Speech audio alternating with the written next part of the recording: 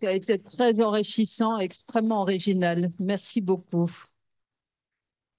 Et je vous propose d'appeler notre secrétaire perpétuel, puisqu'on va reprendre le rythme normal de nos sessions.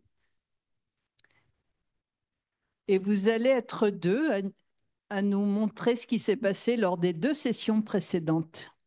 Je ne sais pas si c'est toi qui commences. L'ordre chronologique, ça va être Gina Zarik qui va nous raconter ce qui s'est passé au moment de la session sur les greffes hépatiques.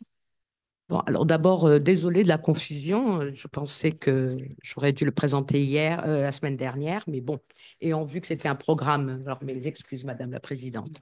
Alors le 25, c'était le 26 février, une session organisée par le professeur Henri Bismuth sur la transplantation hépatique. Et on a repris un petit peu tout ce qui a été fait depuis le début et les nouveautés. Alors, principalement, tout d'abord, les évolutions des indications de la transplantation hépatique a été présentée par Laurent Chiche. Effectivement, il y a de moins en moins d'indications de transplantation pour les hépatites B et C, notamment grâce à la modernisation des traitements antiviraux. Donc, ces indications, elles sont pratiquement en chute libre, pour dire quasi inexistantes pour le virus C. Augmentation des indications, tout ce qui concerne les carcinomes hépatocellulaires, bien sûr le NASH ou la stéatose hépatique, qui est presque en position d'endémie aux États-Unis. Et avec l'avènement du donneur vivant, effectivement, les gens commencent à augmenter un peu plus les indications thérapeutiques, notamment de transplantation, pour les carcinomes hépatocellulaires. Et depuis une dizaine d'années, je dirais un peu plus, 12 ans, depuis travaux des Scandinaves sur l'indication des transplantations hépatiques pour les métastases, principalement colorectales, cette indication est apparue dans les années 2010. Beaucoup d'essais, dont notamment le dernier un essai clinique bien fait par René Adam, qui a été publié dans le Lancet, et qui montre sans aucun doute l'efficacité de la transplantation hépatique dans des métastases colorectales, dites non résécables, mais contrôlées sous chimiothérapie. Alors, c'est un engouement, il faut le dire, mais ça reste quand même très régi. C'est un groupe particulier de patients. Malgré la transplantation, il existe des récidives, notamment l'étage pulmonaire, mais ça n'entache pas le pronostic à long terme parce que c'est assez bien contrôlé. On ne sait pas encore s'il y a une récidive sur le greffon, ça c'est à étudier plus précisément. Mais effectivement, l'indication de transplantation hépatique pour métastases colorectales est en nette émergence et à peu près partout. Le deuxième sujet, ça a été donc les nouveaux greffons, que je dirais surtout en France, parce qu'on avait accusé un retard d'une vingtaine d'années, pour les donneurs à cœur arrêté contrôlés, qu'on appelle les donneurs M3, Maastricht 3. Et ça a été mis en vigueur grâce au progrès des lois Leonetti-Claes. Et depuis 2018, par l'agence biomédecine qui a établi quand même des critères assez rigoureux, je dirais, en France, puisqu'il faut que le donneur soit âgé de moins 70 ans. Il faut utiliser une circulation normothermique régionale. Et c'est très, très, très bien. En fait, on n'a pas beaucoup de greffons quand on regarde ce pool de donneurs parce qu'on ne les a pas en temps réel. Les donneurs à cœur arrêté, les controlled non-heart beating donors, comme on les appelle, a existé depuis les années 2020. Donc, on a quand même pratiquement 25 années de retard. Ça a été montré en Angleterre et surtout dans les pays comme les Pays-Bas et la Belgique, une augmentation de 20% du nombre de transplantations. Donc, c'est un pool très effectif de greffons. Le professeur Pietro Adeo de Strasbourg nous a montré donc l'expérience. Donc, depuis 2018, 687 transplantations hépatiques ont été effectuées. Les premiers chiffres à 1 an, 92% de survie, 3 ans, 88%. Ce sont des critères stricts. Il faut voir un petit peu à long terme. Il faut voir si on peut aussi élargir.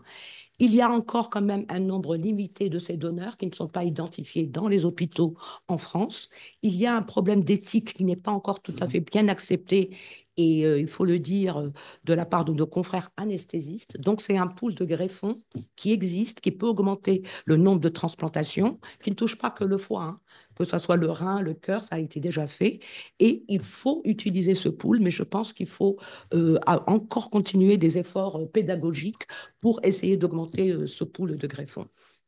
Troisième communication, c'est notre collègue de Lisbonne, Hugo Pito-Barques, qui a montré la première expérience de transplantation par voie robotique, foie total. C'est 6 cas qui ont été publiés dans Annals of Surgery en collaboration avec l'Italie et qui a montré que d'abord, proof of concept, que c'est faisable, on peut le faire. Ils ont été quand même très précautionneux pour le choix du donneur. On a pris des donneurs jeunes, pas trop et on a pris des receveurs avec des MELD assez bas, pas trop risqués, qui a montré que les avantages, notamment en anastomose, précision technique, il n'y a pas de doute, le robot est très avantageux. L'expérience sur les donneurs vivants a été bien démontrée par Dieter Broering, qui a été fait, ils ont une série de 100 transplantations par voie robotique et qui a montré des résultats excellents. Pour le foie total, il y a encore un petit aspect, c'est le temps d'ischémie chaude qui reste encore un petit peu trop élevé et qu'il faudra essayer de contrôler. Donc, on a montré que c'est faisable. Quelle va être sa place dans l'arsenal? On ne le sait pas encore, c'est en cours d'évaluation. Quatrième sujet, les machines d'hypoperfusion pour montrer comment on peut augmenter les pouces des greffons. C'est Pierre-Alain Clavien de Zurich qui nous a montré les résultats avec sa machine. Il faut expliquer que ces machines existent à peu près. Ils sont apparus dans les années 2005-2006, tout d'abord avec Organox, qui a été créé par Peter Friend à Oxford. On a montré que effectivement le greffon, la viabilité du greffon est meilleure en utilisant ces machines. L'avantage de la machine qui a été faite récemment, la Hope Machine, est de plus en plus utilisée un peu partout dans le monde. On montre que la qualité du greffon est élevée. Là, il s'est lancé dans une autre partie, je dirais, des avantages de la machine, c'est de pouvoir faire une transplantation non plus en urgence, mais en électif, puisqu'il a montré qu'on peut conserver un greffon pendant au-delà de 12 heures. Donc, au lieu de transplanter à 3 heures du matin, on peut transplanter tout à fait en programme électif. La dernière communication qui a été faite par Dominique Franco, ce sont les greffons synthétiques. C'était une histoire qui a commencé depuis très, très longtemps. Et même avec la xénotransplantation, c'est Thomas Starzel qui a commencé à travailler. Et effectivement, le foie est un organe assez spécial. Ça ne marche pas. Il y avait 3 procédés. Il a repris en revue tous les procédés qui existent. La décellurisation chimique, où on vide un petit peu de toutes les cellules le foie et on recolonise par des hépatocytes xénogéniques. Ça n'a jamais marché. Pour le foie, ça n'a jamais marché. Et le résultat n'était pas aussi spectaculaire qu'on aurait pu le penser avec d'autres organes. Il y a aussi la bioimpression 3D et avec créer un organe complètement artificiel, décellularisé, et implanter des organoïdes pluricellulaires à partir de cellules souches. Ce ne sont pas des cellules qui ressembleraient aux hépatocytes, mais ce seront des cellules qui ont toute la fonctionnalité d'un hépatocyte. Ça aussi, ça n'a pas marché parce que justement, si je reprends les propos de Dominique Franco, on a à peu près plus de 10 millions de différents types de cellules dans le foie. C'est quand même un organe qui a une double circulation veineuse, une circulation artérielle, qui a des cellules immunologiques, qui a des cellules qui métabolisent et des cellules qui catabolisent. Donc, c'est très difficile de répliquer. On essaye, mais on a remarqué que tous ces travaux ont bien fonctionné chez la souris, mais pas du tout chez le gros animal. Et pour la xénotransplantation, qui montre peut-être un petit aspect prometteur, mais je dirais plus dans le rein que dans le foie, ce n'est pas encore ça, parce que le risque, c'est surtout les infections qu'on n'est pas encore arrivé à maîtriser. Donc l'avenir le dira, mais ça montre que la greffe, la recherche, elle est très vivace. Il y a encore beaucoup à faire, mais on y arrive. Voilà. Je vous remercie. Merci beaucoup pour ce compte-rendu très complet. Et c'est à toi, Arlette, pour les comptes rendus de la semaine dernière. Alors, la semaine dernière, la journée a été très remplie et c'était une journée médico-chirurgicale la médecine le matin et la chirurgie l'après-midi. Donc le matin, dans la première partie, c'était le traitement médical des cancers colorectals en 2025 et les collègues, on a parlé beaucoup de métastases. Les cancers, le professeur Jean-Baptiste Bachet a parlé des cancers colorectaux métastatiques, les guidelines de la première à la énième ligne en 2024. La prise en charge des patients avec un cancer colorectal métastatique, dit CCR petit m, repose sur une chimiothérapie systémique et lorsqu'elle est possible, la résection ou la destruction de la tumeur. Le protocole Folfox, utilisé en préopératoire, est le standard quand des métastases hépatiques sont d'emblée résécables. Dans les autres cas, la chimiothérapie de première ligne repose sur d'autres facteurs, dont le profil moléculaire qui prend de plus en plus d'importance. Le statut des gènes RAS et BRAF, les phénotypes petit d, MMT, MSI. Une immunothérapie est indiquée pour 4% des CRM et des MSI et une chimiothérapie pour les autres. Après la première ligne des traitements, 2, 3, 4 lignes vont démontrer leur efficacité. Le professeur Romain Coria, les nouvelles cibles et les nouveaux traitements ciblés du cancer colorectal métastatique. Tous les marqueurs BRAF, HER2, CRAS, G12C, NTKR et anticorps bispécifiques. La prise en charge d'un cancer colorectal justifie la connaissance des cibles potentielles et notamment du statut. Je ne vais pas recommencer, vous l'avez sous les yeux. Certains traitements pourraient ainsi devenir les traitements standards de demain, par exemple l'immunothérapie dans les cancers MSI, DMMR.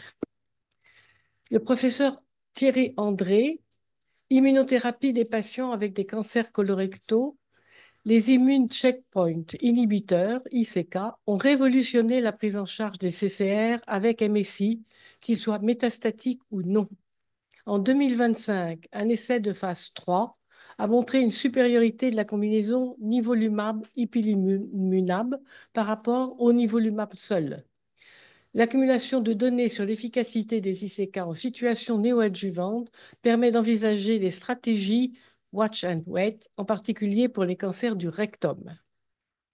Le docteur Claire Gallois, chimiothérapie néoadjuvante et adjuvante dans les cancers colorectaux. Pour les cancers du côlon opérés stade 3, la chimiothérapie est indiquée pour 3 à 6 mois par Folfox. Pour les stades 2, l'indication dépend de facteurs de risque clinico-pathologiques. Quant à la chimiothérapie néoadjuvante, elle peut être discutée en cas de tumeur localement avancée.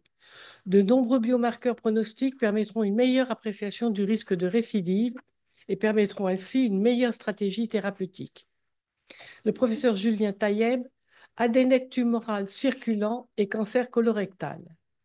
L'ADN tumoral circulant pourrait avoir plusieurs applications cliniques, telles que la détection précoce de la tumeur dans le dépistage ou le diagnostic, ainsi que l'aide à la décision thérapeutique en situation adjuvante, recherche de maladies résiduelles minimales, où l'ADNCC a la capacité de décrire de manière fine et dynamique la masse et la composition tumorale métastatique. Ceci est plein d'espoir pour ces traitements. Après une pause, l'après-midi est commencé avec les cancers colorectaux hors métastase hépatique. Le modérateur, le professeur Edicotte et le professeur Jérémy Lefebvre. Le docteur Diane Mège de Marseille, les cancers médicaux, la CME dans le cancer du côlon droit, le nouveau col standard. La réponse à l'heure actuelle est non. La colostomie droite carcinologique avec un curage large en ligaturant les vaisseaux iléocoliques, coliques droits et la branche droite des vaisseaux coliques moyens à leur origine peut exposer au risque de plaie vasculaire préopératoire. D'autre part, son impact sur la survie est encore à démontrer. Le professeur Philippe Rouanet, intérêt de la fluorescence en chirurgie colorectale.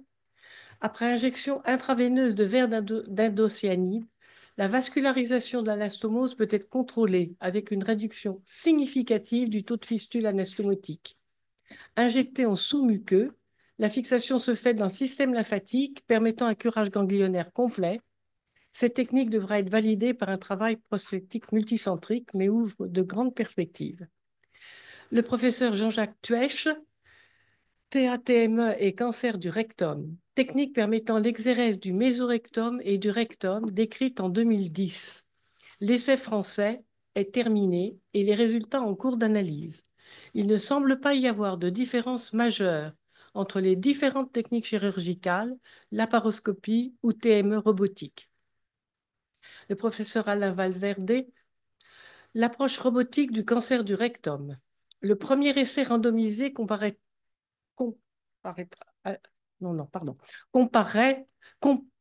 le premier essai randomisé comparait, faisait la comparaison entre la laparoscopie à la robotique Collard, dont le critère de jugement principal était était le taux de conversion, ne montrait pas de différence significative entre les deux groupes, avec cependant un léger bénéfice en faveur du robot pour les patients obèses et à volumineuse prostate. On ne parle pas des femmes obèses. L'analyse critique des travaux de la littérature montre clairement le bénéfice technique du robot sur la laparoscopie et justifie son utilisation courante dans les centres experts. Enfin, le docteur Stéphane Benoît, cancer du rectum et préservation d'organes. La préservation d'organes sélective a été validée au plan oncologique et doit être proposée de principe en cas de petite tumeur de moins de 5 cm. La conservation d'organes opportunistes proposée en cas de grosse tumeur n'est actuellement pas validée en raison du risque de repousse tumorale de 25 à 35%, même s'il y a eu une réponse au traitement néoadjuvant. Pardon pour mon bafouillement et merci de votre attention. Ça a été parfait et très complet. Merci beaucoup.